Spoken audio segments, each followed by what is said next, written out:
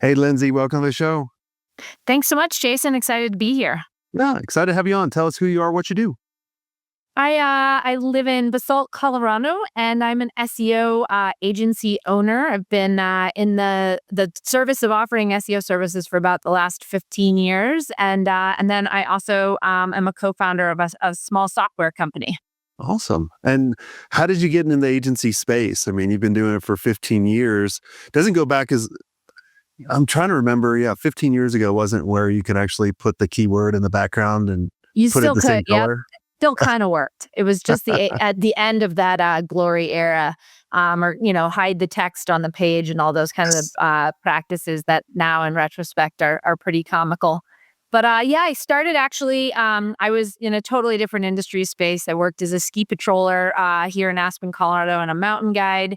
And I took a course at our local community college on HTML and CSS and computer things. And I found myself like skipping powder days and sitting on my computer. And I know it's kind of crazy. And I was a year or two out of like my formal education in college, and just kind of thought this was a little bit of a hobby on the side. And before I knew it, I landed a job at a local agency. And I took the open space they had, and I was an SEO account manager, and kind of quickly moved up the ranks and ran their department for a year or two before deciding, that I'd like to build my own business and go out on my own.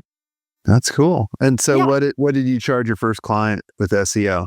good question. 500 So bucks? I had a business partner actually, and good friend. And so when we started our agency, we had one client. We charged them $500 a month. They were a real estate agency. And the only thing we got right out of the gate was the concept of charging per month. And so if we learned one thing in the agency space, it was the power of recurring revenue. And I know that was what I was measured against, in my performance reviews and compensation. Mhm. Working at the agency is like, if you're at this bench of recurring revenue, X. If there's this, it's Y. And so I quickly picked up on the business side that it's not about one-time sales, but really that relationship business Oh. model. So why the $500? I mean, I start off with $500 websites too. Everyone, most of the people, when I do ask them on the show, it's $500. That's a really good question. I don't remember why the $500. And yeah, but that was the number. And I don't remember what they were paying on top of that for Google Ads, because our agency offers SEO and Google Ads services. So we would have been delivering both for that price point. Oh my gosh. So that makes it even worse, right? But yeah, it was $500 a month. And we worked from a home office, and the best part was that within the first year we had built our agency to have the same enough recurring revenue to pay us ourselves salaries that were higher than what we were making working in the agency, and that's what we really defined as success. So this sort of year one ramp up went pretty well, and we felt like we built a little sustainable business in a relatively short period of time. Yeah, that's fantastic. I love when I hear people make the same amount or go a little bit above what they used to make at their real job, Yeah. and then they're able to kind of move on. So yeah, it was a relatively good ramp up, and it wasn't long before in year two we were able to hire team members and increase our profitability and really go from kind of being an owner operated model to actually having some scalability. Yeah. Well, let's talk about SEO. And before we talk about the things that are changing in SEO, let's talk about the things that will never change in SEO. It's a great question.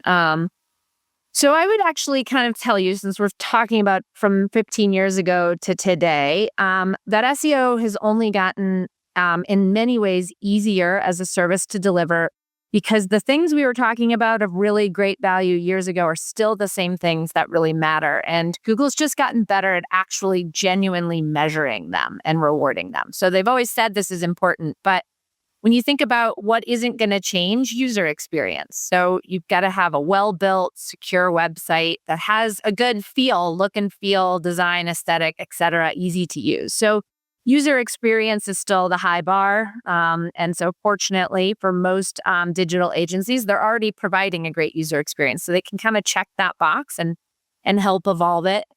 The next is content powered by genuine experience and expertise. So that's always been the name of the game. The bar has raised on that. So we were creating kind of lame content 15 years ago, 10 years ago, and getting away with it. Now the bar on content is much higher, but I actually find that to be far more enjoyable because you're really proud of the work you're creating and delivering. So that content piece.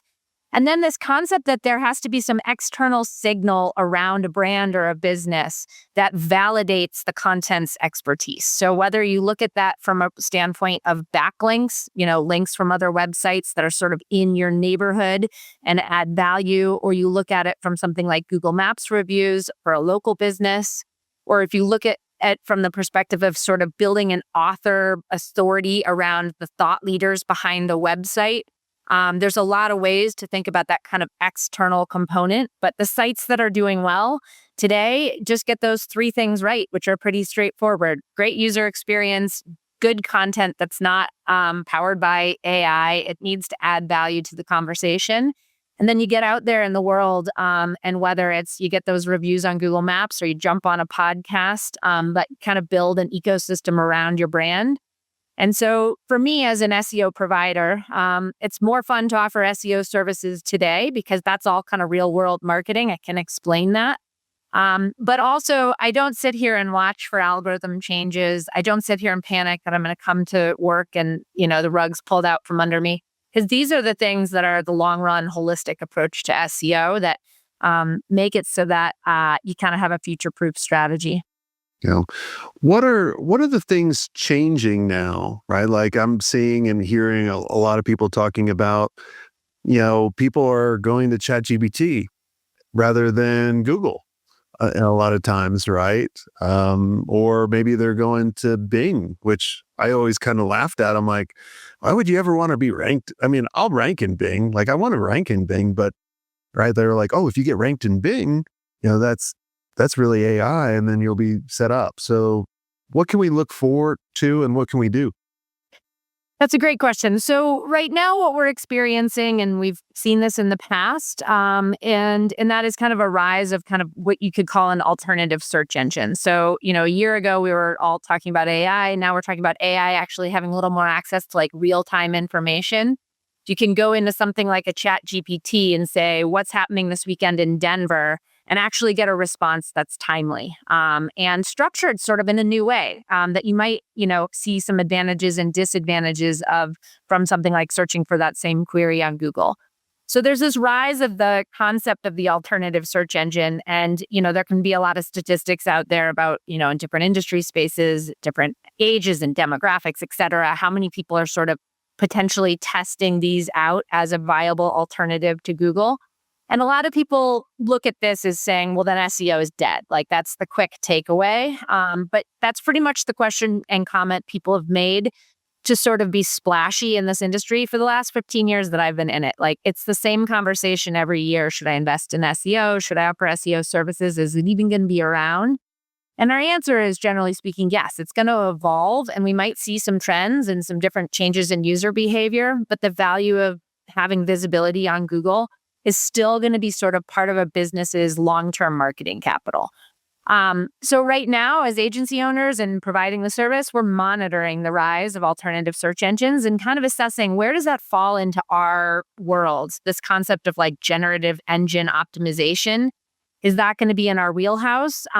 Is that going to be part of SEO? But what we can tell is the content we're creating for clients that we're doing with the umbrella of SEO is helping them in those, generative searches, et cetera. So there's this extending value and a lot of value in being able to help clients navigate the transition. But I kind of liken this back to when social media went from being a place you share pictures with your friends and colleagues, et cetera, to actually being a place where a lot of folks go to actually search for information and take that proactive instead of kind of reactive, passive approach.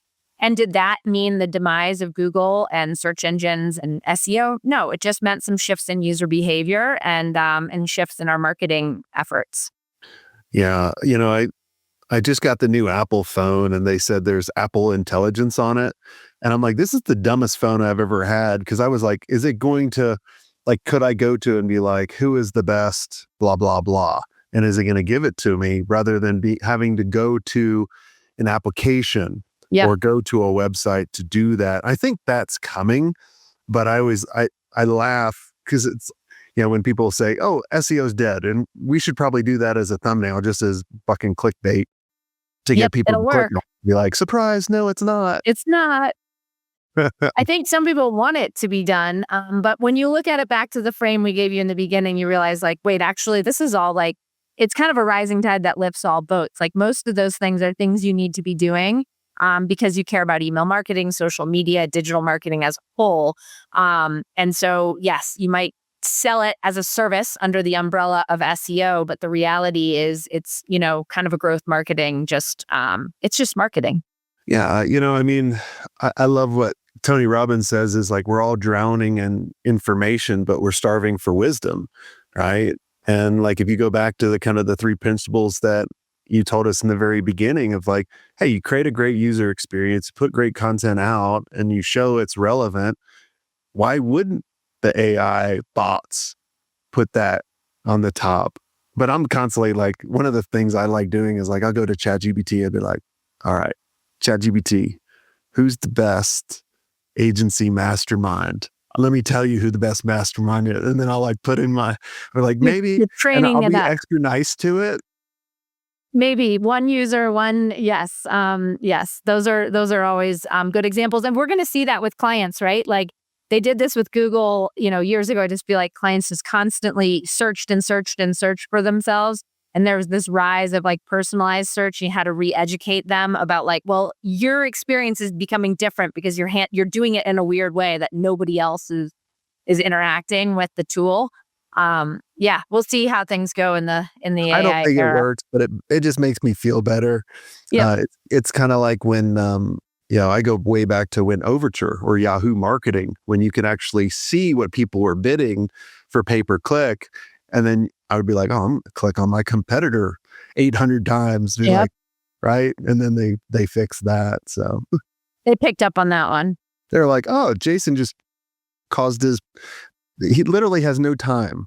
He literally like charged $80. Like, and I thought that was big, big time. Sure. Yeah. And that's kind of been one of the other areas in the SEO space is that's really come out in the last year. And that really just further kind of validates this more holistic approach to SEO, which is that user behavior and user data as part of Google's algorithms. And it's something that we long suspected as SEOs. But in the past year, the antitrust lawsuits that Google was involved in required them to reveal more of their patents than they had previously. And it validated this concept that Google in its algorithms and part of its sort of superpower is that, by having a lot of people use Chrome, by having you log into Google, you see your little profile photo in the upper right. Google has a ton of click data and a ton of behavior data and the ability to process that data and learn from it. And so with that data, there's a lot of self-fulfilling prophecy. And we're seeing it in our own marketing over and over again. Like you publish a blog post, it gets a little bit of traction and then it has good dwell times and people download the thing on the blog post and then they go somewhere else and then they come back and they revisit this. Google's clearly learning from that user behavior because posts with high engagement end up getting more traction and then they get higher engagement and then they get more, it just keeps kind of moving up. And so that's been the other really area of, hey, if we create really great content, and present it well, et cetera, there's this self-fulfilling prophecy that it's going to rise in the search engines. And it's been validated, intrinsically that this is a big part of the algorithm. Now, are you just doing SEO for just Google or are you doing it for any other platforms too? Good question. So, when I say Google, I kind of just mean the trifecta, Google, Yahoo, and Bing. We're based in the US. Most of our clients only really care about traffic from Google. So We, in Google Analytics, we look at it as in aggregate as a channel. So organic search, we don't spend a lot of time breaking it down by search engine. But when we're doing something like rank tracking or just kind of, tooling, spend more time in Google Search Console than, Bing's counterpart and things like that. So yeah, sometimes I say Google, but I kind of mean search engine, all search engines. And really, when we chat with clients, a lot of times we try to get rid of a lot of industry jargon, and so we just talk about it as getting found on Google. Like, get rid of the SEO and words that they don't understand. They understand this desire to have visibility on Google and build it as a channel. That's cool. Well, Lindsay, this has been great. Is there anything I didn't ask you that you think would benefit the listeners listening in? Good question. Well, if fellow agency owners, are thinking about adding SEO services and kind of wondering what its future is, et cetera, our clients still asking. Our experience right now is, our agency is still growing, even in this niche market of only really providing SEO and Google Ads, and that it's this rising tide that lifts all boats. So, kind of. Great recurring revenue model. And I think Google keeps us pretty future-proofed. It's going to keep evolving and clients will keep seeing value from it as a channel and value of it from you as guiding them through all of the evolution. So yeah, that's kind of the take home. Well, awesome. Well, Lindsay, thanks so much for coming on the show. If you guys enjoyed this episode, make sure you like, subscribe, and share it out with everyone. And until next time, have a swank day. I hope you enjoyed this content. If you want more content like this, make sure you click on the link on the screen or check out your most popular podcast platform where the full episode is there. And until next time, have a swank day. What are you doing? Go check it out. Click on the link. I'll see you soon.